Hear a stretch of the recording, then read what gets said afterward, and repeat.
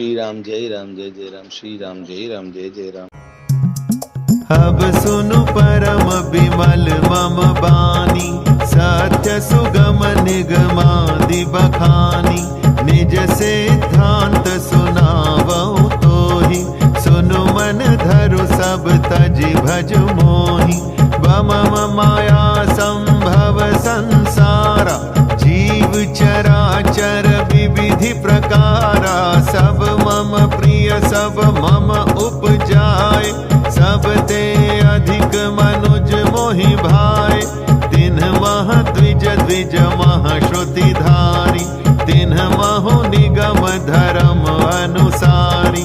तिन्ह मह प्रिय विरक्त पुनि ज्ञानी, ज्ञानी हुते अति प्रिय विज्ञानी।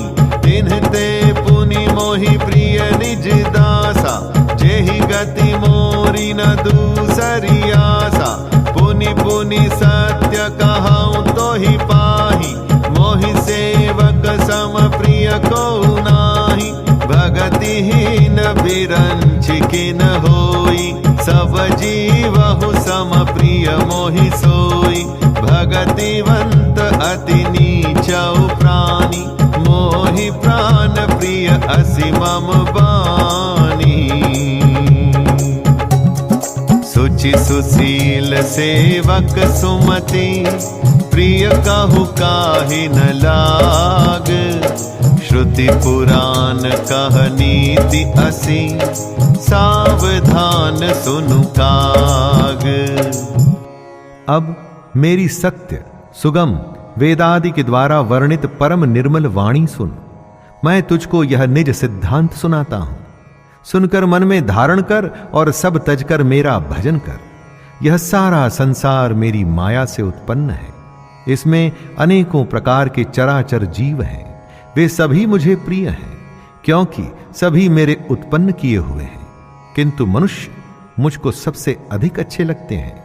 उन मनुष्यों में द्विजों में भी वेदों को कंठ में धारण करने वाले, उनमें भी वेदोक्त धर्म पर चलने वाले, उनमें भी विरक्त अर्थात वैराग्यवान मुझे प्रिय है।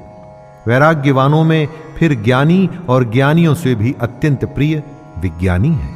विज्ञानियों से भी प्रिय मुझे अपना दास है, जिसे मेरी ही गति है, दूसरी कोई आशा नहीं है।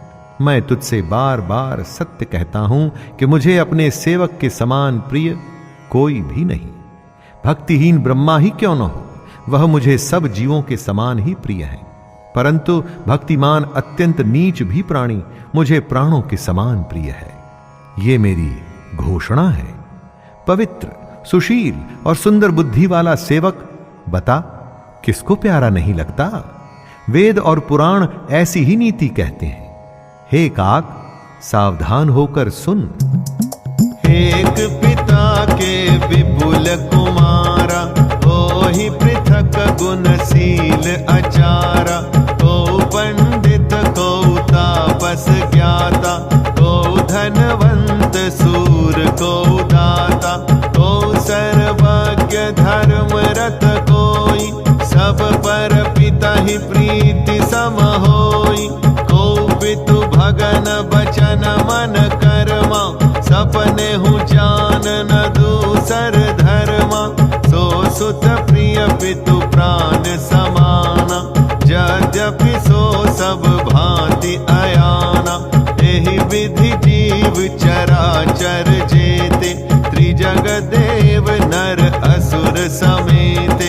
अखिल विश्व यह मोर उपाया, सब पर मोहि बराबरि दाया।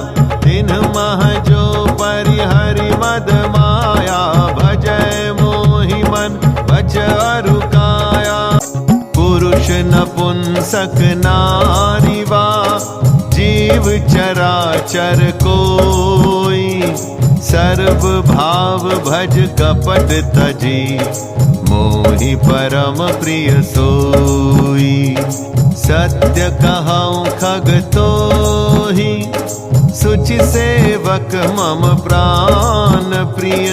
अस विचारि भज मोहि, परिहरि आस भरोस सब।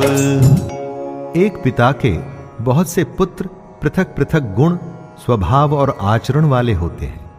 कोई पंडित होता है, कोई तपस्वी, कोई ज्ञानी, कोई धनी, कोई शूरवीर, कोई दानी, कोई सर्वज्ञ और कोई धर्मपरायण होता है।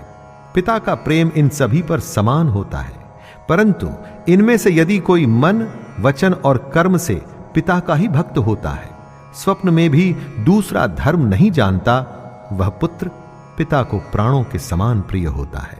यद्यपि वह सब प्रकार से मूर्ख ही हो, इस प्रकार पशु पक्षी, देव, मनुष्य और असुरों समेत जितने भी चेतन और जड़ जीव हैं, उनसे भरा हुआ यह संपूर्ण विश्व मेरा ही पैदा किया हुआ है।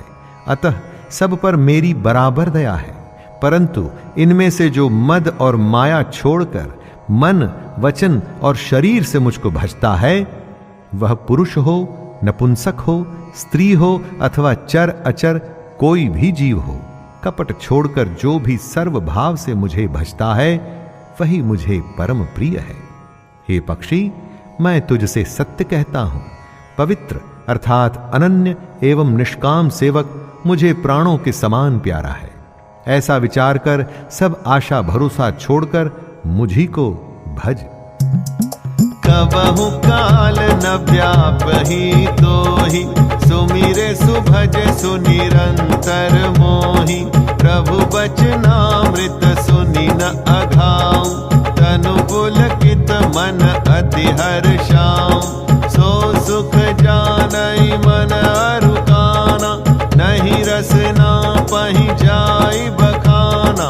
प्रभु शोभा सुख जानहि नयना, कहि किम सकहि तिन्हि नहीं बयना। बहुविधि मोहि प्रबोधि सुख देई, लगे करन शिशु कौतुक देई। सजल नयन कछु मुख करि रूखा, चितई मातु लागी अति भूखा। देखी मातु आतुर उठि धाई, कहि मृदु बचन लिए उरलाई। गोद राखी कराव पय पाना, रघुपति चरित ललित कर गाना। जेहि सुख लाग पुरारी, अशुभ वेश कृत शिव सुखद। अवधपुरी नर नारी, तेहि सुख महु संतत मगन। सोई सुख लवलेस, जिन्ह बारक सपने लहेऊ। ते नहीं गनहि खगेश, ब्रह्म सुख ही सज्जन सुमति। तुझे काल कभी नहीं व्यापेगा, निरंतर मेरा स्मरण और भजन करते रहना। प्रभु के वचनामृत सुनकर मैं तृप्त नहीं होता। मेरा शरीर पुलकित था और मन में मैं अत्यंत ही हर्षित हो रहा था। वह सुख मन और कान ही जानते हैं, जीभ से उसका बखान नहीं किया जा सकता। प्रभु की शोभा का वह सुख नेत्र ही जानते हैं, पर वे कह कैसे सकते हैं? उनके वाणी तो है ही नहीं। मुझे बहुत प्रकार से भली भांति समझकर और सुख देकर प्रभु फिर वही बालकों के खेल करने लगे। नेत्रों में जल भरकर और मुख को कुछ रूखा सा बनाकर उन्होंने माता की ओर देखा और मुखाकृति तथा चितवन से माता को समझा दिया कि बहुत भूख लगी है। ये देखकर माता तुरंत उठ दौड़ी और कोमल वचन कहकर उन्होंने श्री राम जी को छाती से लगा लिया। वे गोद में लेकर उन्हें दूध पिलाने लगी और श्री रघुनाथ जी उन्हीं की ललित लीलाएं गाने लगी। जिस सुख के लिए सबको सुख देने वाले कल्याण रूप त्रिपुरारी शिवजी ने अशुभ वेश धारण किया, उस सुख में अवधपुरी के नर नारी निरंतर निमग्न रहते हैं। उस सुख का लवलेश मात्र जिन्होंने एक बार स्वप्न में भी प्राप्त कर लिया, हे पक्षीराज, वे सुंदर बुद्धि वाले सज्जन पुरुष उसके सामने ब्रह्म सुख को भी कुछ नहीं गिनते। मैं पुनि अवध रहेऊं कछु काला, देखेऊं बाल विनोद रसाला। राम प्रसाद भगति बर पायऊं, प्रभु पद बंदी निजाश्रम आयो। तब ते मोहि न व्यापी माया, जब ते रघुनायक अपनाया। यह सब गुप्त चरित मैं गावा,